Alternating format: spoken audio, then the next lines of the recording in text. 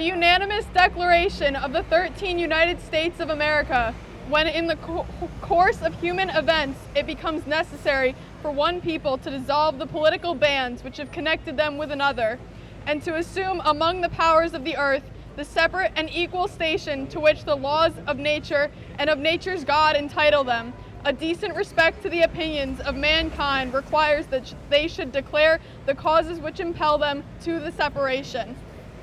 We hold these truths to be self-evident, that all men are created equal, and they are endowed by the Creator within certain unalienable rights, that among these are life, liberty, and the pursuit of happiness, that to secure these rights, governments are instituted among men, deriving their just powers from the consent of the governed, that whenever any form of government becomes destructive of these ends, it is the right of the people to alter or to abolish it and to institute a new government, laying its foundations on such principles and organizing its powers in such form as to them shall seem most likely to affect their safety and happiness.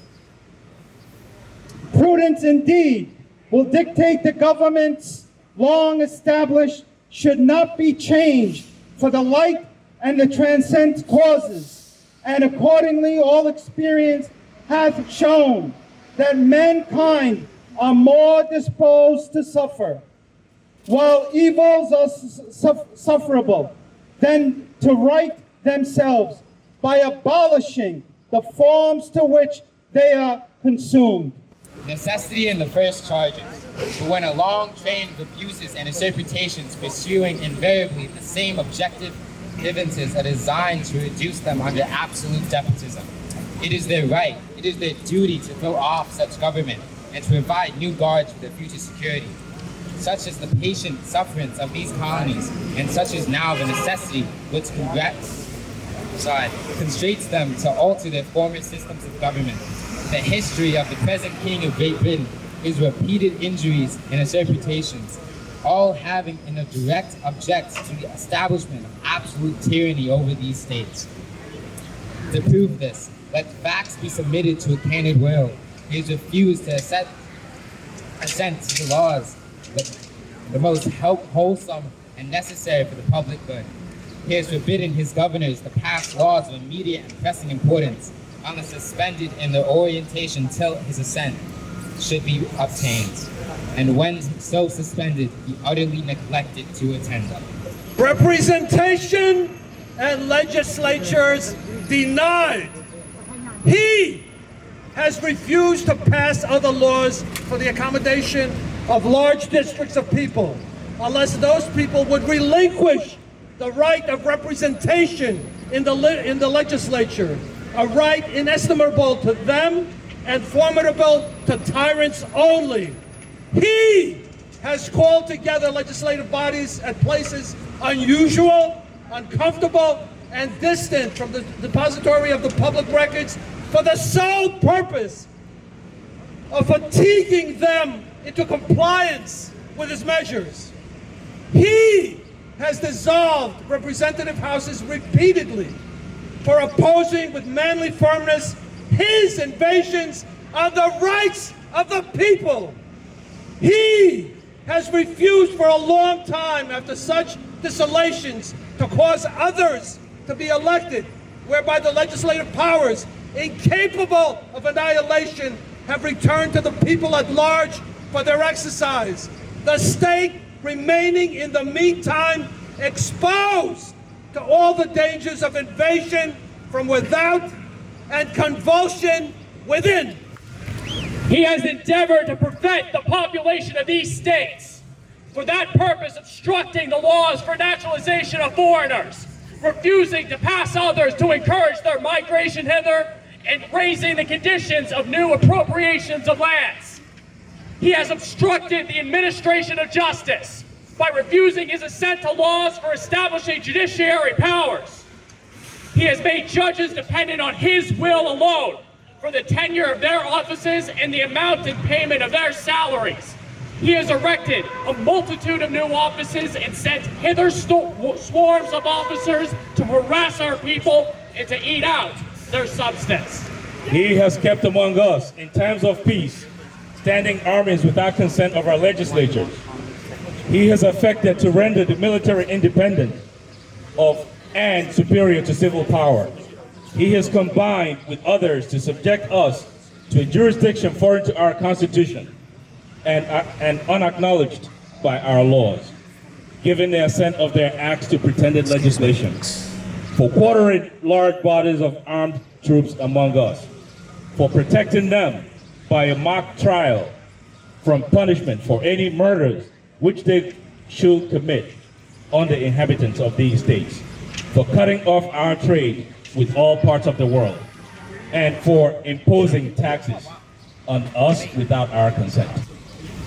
False law and destroyed self-government, for depriving us in many cases of the benefit of trial by jury, for transporting us beyond seas to be tried for pretended offenses, for abolishing the free system of English laws in a neighboring province, establishing therein an arbitrary government, and enlarging its boundaries so as to render it at once an example and fit instrument for introducing the same absolute rule into these colonies, for taking away our charters, abolishing our most valuable laws, and altering fundamentally the forms of our governments, for suspending our own legislatures and declaring themselves invested with power to legislate for us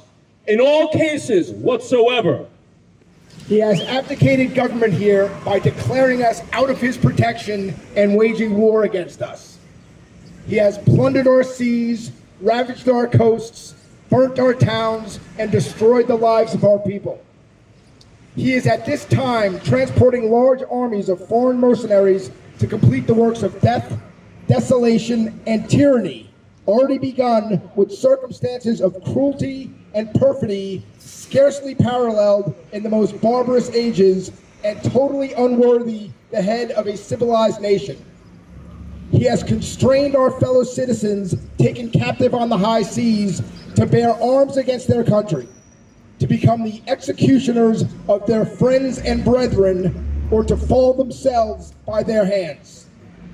He has excited domestic insurrections among us, and has endeavored to bring on the inhabitants of our frontiers the merciless Indian savages whose known rule of warfare is the undistinguished destruction of all ages, sexes, and conditions. Petitions rejected and separation justified.